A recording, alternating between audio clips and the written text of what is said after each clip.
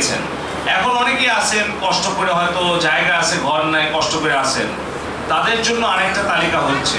সেটা আমাদের উপজেলা নির্বাহী কর্মকর্তা এখানে আছেন, তাদের অফিসে, অথবা আপনারা আমাদের যারা প্রকল্প কর্মকর্তা আছেন পিআই অফিসে ওখানে, অথবা এসএলএনের কাছে, কিংবা চেয়ারম্যান 12টি ইউনিয়নের, কিংবা আমাদের ভাইস চেয়ারম্যান উপজেলার, অথবা মেয়র, তাদের কাছে দিলে আমি সুপারিশ করে সেগুলো আমরা দেওয়ার চেষ্টা করব। আমার হচ্ছে 5 লক্ষ মানুষের পরিবারশীলরা। আমার কিন্তু 15 বছরে সব কাজ আমি করতে পারছি এই দাবি আমি করব, কিন্তু আমার চেষ্টার আমি ত্রুটি করিনি।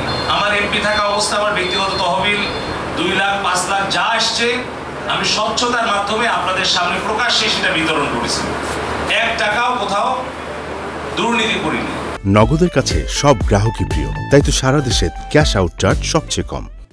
হয়তো একজন হয়তো পাওয়ার কথা 5,000, আমি দিতে পারছি হয়তো 2,000। এটা আমার ভুল ত্রুটি হতে পারে।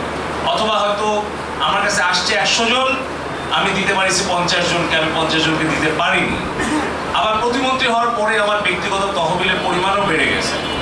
আমি এখন 7.5 লক্ষ টাকা আমাদের প্রায় 79 জন, প্রায় 73 জন পরিবারের ব্যক্তি এবং 6টি প্রতিষ্ঠানকে আমি বিভিন্ন পরিমাণ টাকা আজকে চেক প্রদান করব। প্রতিবারই কিন্তু এইভাবেই কখনো ইউনো মহোদয়ের চেম্বারে, কখনো হয়তো আমার বাসভবনে আমার এই ব্যক্তিগত তহবিল, যেটা স্বেচ্ছাধীন ক্ষমতা আমার, যে আমি যে কোনো কেউ আসলো আমার কাছে একটা ধরেন চিকিৎসার দাবি নিয়ে, বা সন্তানের লেখাপড়ার জন্য, অথবা একটা মসজিদ বা একটা শিক্ষা প্রতিষ্ঠান, তাদেরকে আমি আমার পছন্দ মতো টাকাটা দিতে পারি।